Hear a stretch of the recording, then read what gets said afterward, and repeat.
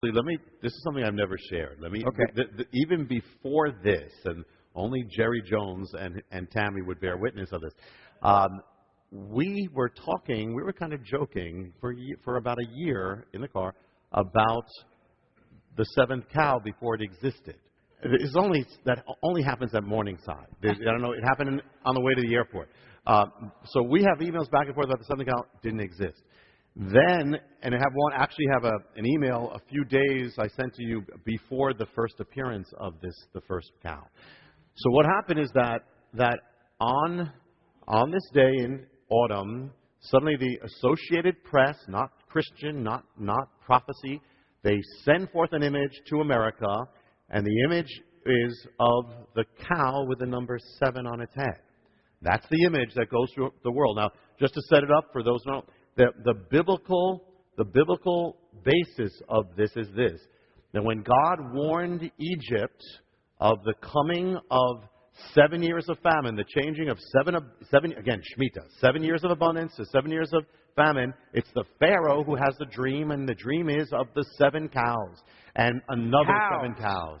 And he sees them, and those cows, each cow represents a year. The first 7 represents years of prosperity. The second 7, the sickly, or in Hebrew, the evil cows, represent the years of famine. So every cow, this is the first biblical symbol given in the Bible of the warning of economic famine, collapse, is that of a cow. Every cow represents a year. And so the key turning point is the cow number 7. That's the last year. Not only that would represent the Shemitah, because it's the 7th year represents, but it also represents the turning point from a prosperity to famine. Okay, so you've got that all there. And then so what happens now? The Associated Press sends this image to America of cow number 7, the biblical imagery that God warned Egypt about, now coming to America. And what date is it released to America? It's released on September 25th, the opening day of the 7th year, the very opening day of the Shemitah. The biblical symbol of the 7th year comes out on the opening day of the 7th year of this cow that they put, the secular press put it on the airwaves because they said this is so weird to have a cow born with the number 7. It was just born a few days before. By the way, its name was Benjamin. They called it Ben or Benjamin, which is actually linked to Joseph, Benjamin. And so this goes out. Now, I shared this last time I was here. So you've got that. Now, it was announced, though, on the first day of September 25th is the day the image went out. The opening day of the Shemitah, which was exactly half a year from this convergence of all these things. But it's like the trumpet sounds on that day. The warning goes out. Do you understand this at all? What's the odds of this, people? Yeah. On the first day of the Shemitah year, the warning goes out of a cow with a 7. And what did the world interpret it as? They just thought, hey, this is a real weird thing, and it's a sign that maybe they linked it to the Pittsburgh Steelers, something very crazy, something like that. They thought it was a sign that they were going to win the Super Bowl. Yeah, that's how they. So they named the cow after a football player. Right. Yeah. That is a picture of America. Wow.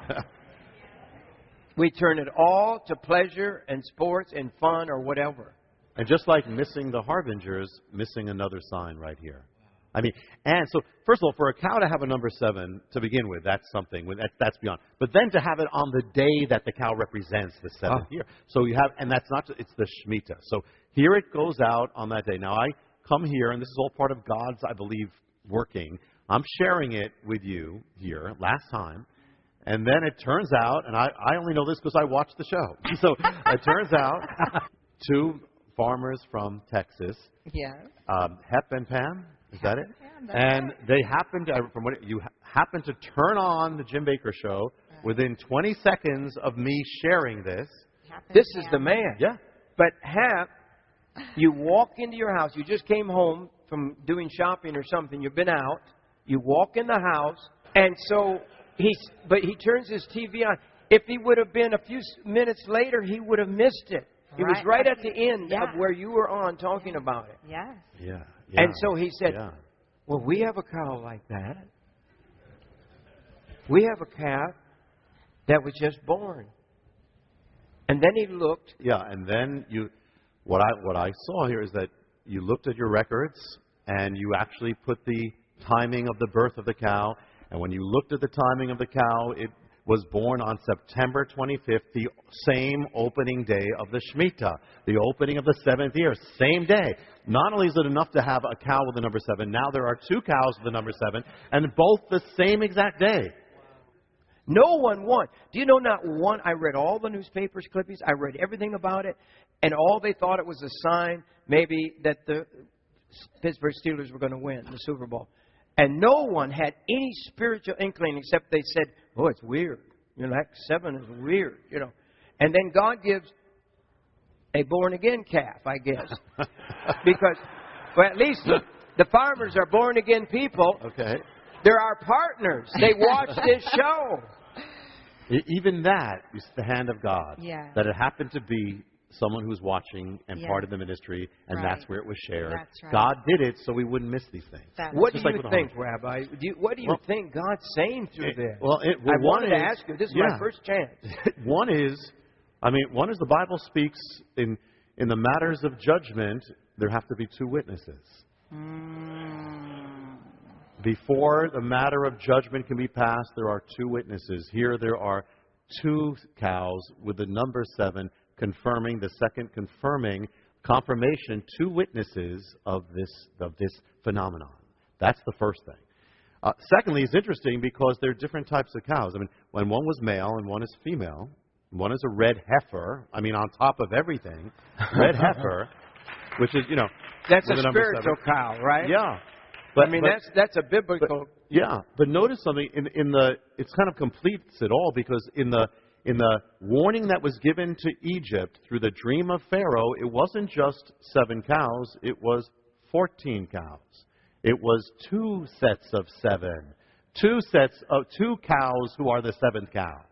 Now it's 14. You understand? You just add what's on the cow, and you have 14. That is the final number of Pharaoh's dream, and split in half by 7 and 7. That's Pharaoh's dream. That's the same. It's like matching the same imagery. 14, 2 7th cows, each cow representing the set. One, and notice something else. The cows of Pharaoh's dream are representing. It's one type of cow is the 7th cow of one type, and then there's a different type of cow that is the other 7. So there are 2 7th cows, each representing the 7. So it's matching it exactly. In all the components of that warning to Egypt are now complete with the 7 and 7, 2 cows. And now notice something else. If you look at that first cow, you look at that 7. That 7, it looks like almost a typewriter 7. It looks like it's got a serif. It looks like it's like a fancy 7. Yeah. Time Romans. Now remember, with the 2 cows, there were 2 different kinds. The first was representing abundance. The second represents the famine. So 2 different kinds. The second 7 of this one doesn't look fancy. It looks almost like a Passover 7. Like you dabbed this. You dabbed it as like Passover. It's sparse. You have with Pharaoh. There's no frills on that one. The first one, it looks like this very fancy typewriter here. So you have 2 types of cows, just as you did with the 2 types of 7 with Pharaoh. You had one representing prosperity, fanciness, and the other representing judgment. Or the warning of what's coming. And the 7th cow represents the turning from abundance to judgment or famine. Wow. And while you all are here, the equinox is split totally in half. It's just what you're saying about the 2 Splitting 7s. of the Shemitah. Right now we're talking about, and notice that the other thing I thought, what are the chances of that all this, and then it's a red heifer, which the Bible speaks about. Red heifer was a sacrifice, but it was about cleansing through kind of fire, through judgment. Could it be that through what is coming, God is seeking to bring a cleansing, a purging, and a revival among those who will turn to God? Amen. I'm believing Red heifer for is that. about redemption. The harvest. Red heifer has the theme of judgment because it's ashes, but also redemption. Redemption in it. Revival. Yeah. That's good. September 25th, which is the opening day of the Shemitah, Yes. was also the New Year. It was also the civil New Year, Tishri 1. It's the beginning of Tishri. You know, it's Yes. the opening of the civil year. Yes. So that was the New Year. Well, then we had our New Year, the January 1st, and we had a celebration at Beth Israel, and I came home and I got an email from you. It was the very stroke of midnight, and I found out about the other calf born. That's how I heard about it. Mm-hmm. I feel this is a sealing, the confirmation, and the two witnesses, as that's part of the same principle. Remember with Isaiah 9:10, it wasn't just one person who said it, Tom Daschle, who pronounces it. Then he has John Edwards say the exact same thing, and then Obama even. So not that they know it. So he confirms his word. It's like a sealing. But with this one, it's on not only it's the exact symbolism that God gave to Egypt to warn them of this very thing. How many years ago was the first warning? So this is almost 4,000 years ago when that happened to Egypt. And again, it concerns. And God's using the cow again. The same sign, same symbol, same thing. And not only is it one, but it was two. That means it's the exact matching of Pharaoh's dream. It's two sets of seven. And it said judgments. It was a warning saying, get ready. That you're going from abundance to famine in the land, and that's what the turning point was. And I thought about something else, and I'm not saying that we know all these things, but interesting. 14 years it comes out to 2 cows of 7. That was a 14-year period. But it's actually we're coming to the 14-year period since all this began. Since 9/11 began, we're coming now to the 14th year, which also goes with the cows. And that 14th year will be September of 2015, which will be the last day that the stock markets open, will be 9/11, September 11th, going into the wipeout Elul 29 day. It'll be frozen at 9/11. Whatever 9/11 is, that's going to be frozen into this Elul 29. That will be the 14th anniversary, 2 sevens, 14th anniversary of 9/11 since the Harbingers began. I believe the 9/11 was the great warning to our country. And you believe that because that's what the Harbingers built around. Same pattern of Israel. But they didn't listen. We've gotten much worse. Have we listened? America has grown so... Think about where we were then and where we are now. It's gotten worse. People, listen. As I look at you over here. Think of what's happened in 14 years in America. Remember, everybody flocking to churches after 9/11 saying, God bless America. And remember that what looked like could have been a revival lasted for 3 weeks. No revival, no repentance, no revival. No changing of course. So what's happened? We've not only stayed where we didn't just stay where we were. We didn't just not come back to God. We've grown so much farther from God now. It's accelerating. And that's why I believe the signs are accelerating. Mm-hmm. We are rapidly heading. There was, I mentioned that the man who had the dream of the tower going up. He had 9, he saw 9/11, then he saw this tower going up, which was the new tower. And as it went up, he saw America descending. That's when he heard the voice saying, this tower is a seal and a sign of my judgment against this nation. We are rapidly heading, and this year of the Shemitah is most likely going to witness the ending of marriage, the definition of marriage as we know it, as the Supreme Court is set to decide that in June of the year of the Shemitah.